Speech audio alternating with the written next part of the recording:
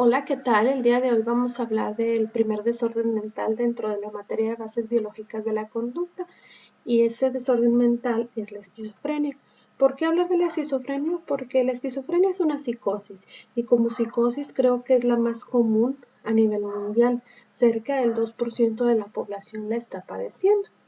Y como decíamos ahorita, pues es una psicosis. ¿Qué significa esquizofrenia? Esquizofrenia significa mente dividida, y agradecemos el término gracias a Eugen Bleuler, quien acuñó precisamente el término esquizofrenia en el año de 1908.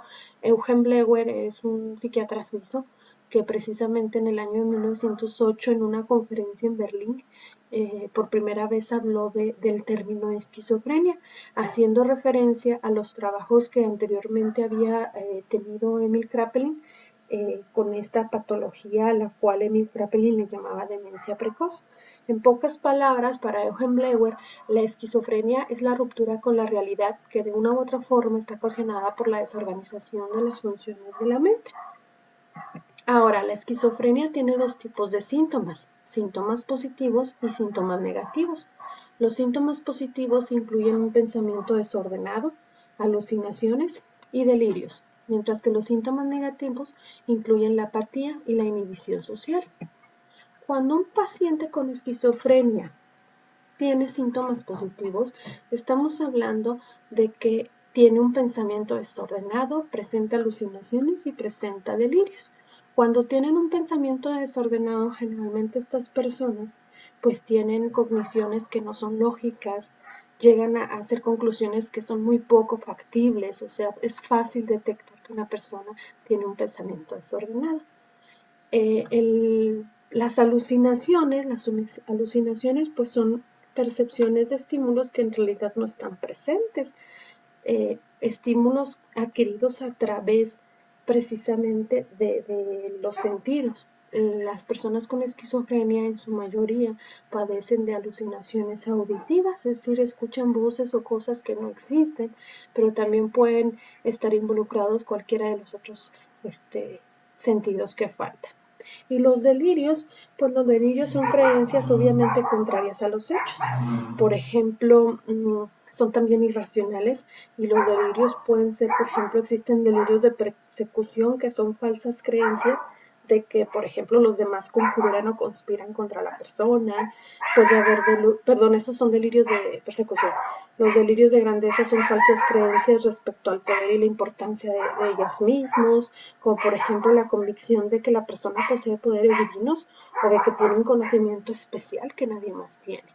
Cabe resaltar que en los pacientes con esquizofrenia hay momentos en que los síntomas positivos están a todo lo que da, mientras que los síntomas negativos están pues ocultos. Tenemos ahora sí los síntomas negativos. Cuando una persona con esquizofrenia presenta síntomas negativos, pues generalmente presenta ausencia de conductas normales, es decir, pueden presentar apatía, que es no tener la intención de hacer nada, o sea, con nada los mueves, tienen una respuesta emocional aplanada, pueden tener pobreza del habla, falta de iniciativa y persistencia, incapacidad del placer o para experimentar placer, y por lógica también pueden tener inhibición social, que sería el segundo síntoma negativo, que esto los lleva a aislarse socialmente. Pero entrando ya en el tema de la materia de bases biológicas de la conducta, es necesario resaltar un tema muy importante en la esquizofrenia. Por ejemplo, si la hipótesis de la susceptibilidad es correcta, entonces podría expresarse que algunas personas que tienen esquizofrenia precisamente la tienen porque tienen un gen, el gen para la esquizofrenia. Entonces vamos a ver la heredabilidad. Existen dos tipos de genes, el gen dominante y el gen recesivo.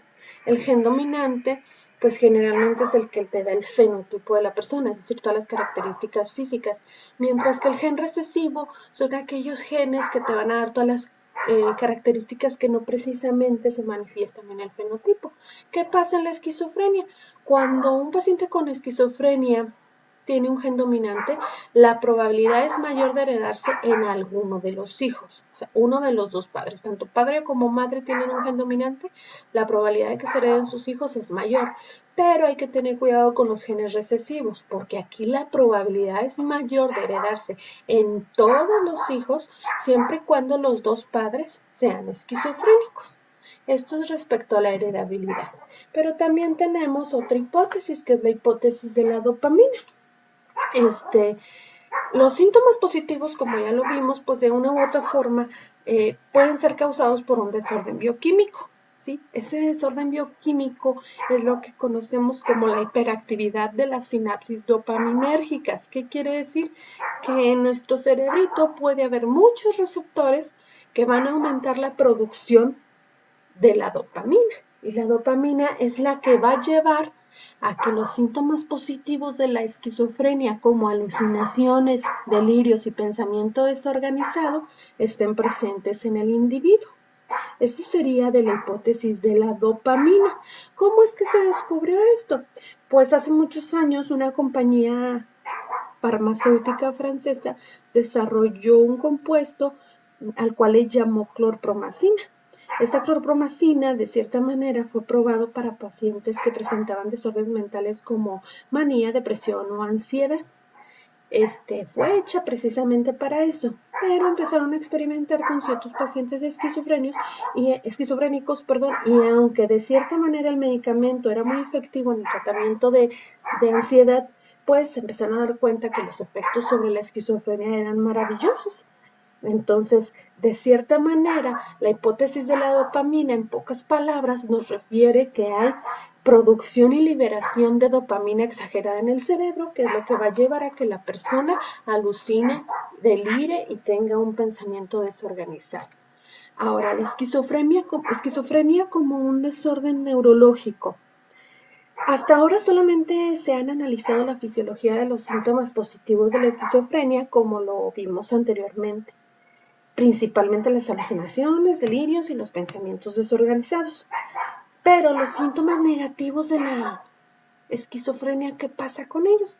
Bueno, precisamente hay ciertos síntomas que hacen sospechar que existe un daño cerebral en las personas con esquizofrenia, como la catatonia, que la catatonia es un estado en que la persona se queda inmóvil con una postura media extraña y hasta dolorosa, y puede durar así segundos, minutos, incluso hasta días en una posición extraña.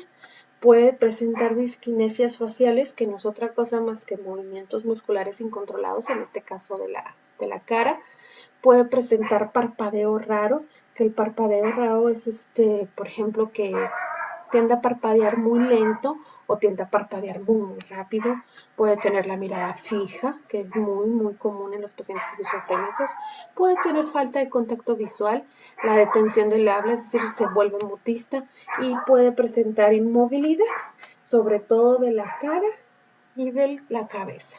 ¿A qué se debe esto? Bueno, hablando de la esquizofrenia como un desorden neurológico, estos síntomas probablemente se presenten gracias a los ventrículos en el cerebro. Si recordamos, tenemos 4 ventrículos en el cerebro, y estos ventrículos son los que de una u otra forma van a permitir el flujo de líquido cefalorraquídeo.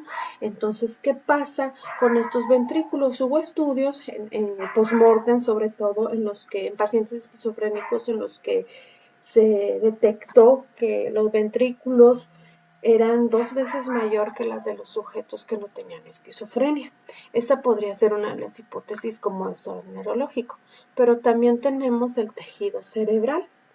También en estos estudios de tomografías computarizadas hechas a pacientes ya difuntos que tenían esquizofrenia, se dieron cuenta que tenían pérdida del tejido cerebral. Entonces, de cierta manera, pues esta degeneración, tanto en los ventrículos como en el tejido cerebral, pues hablaba no nada más de ellos, sino también de ciertas afectaciones en otras partes del cerebro, como por ejemplo el lóbulo temporal, los lóbulos frontales, sobre todo en el diencéfalo. Esto es lo que supone o hace suponer a la esquizofrenia como un daño en el cerebro. Hasta aquí agradezco que hayan prestado atención, espero haya quedado un poco claro la cuestión de la base biológica de la esquizofrenia. Muchas gracias por su atención.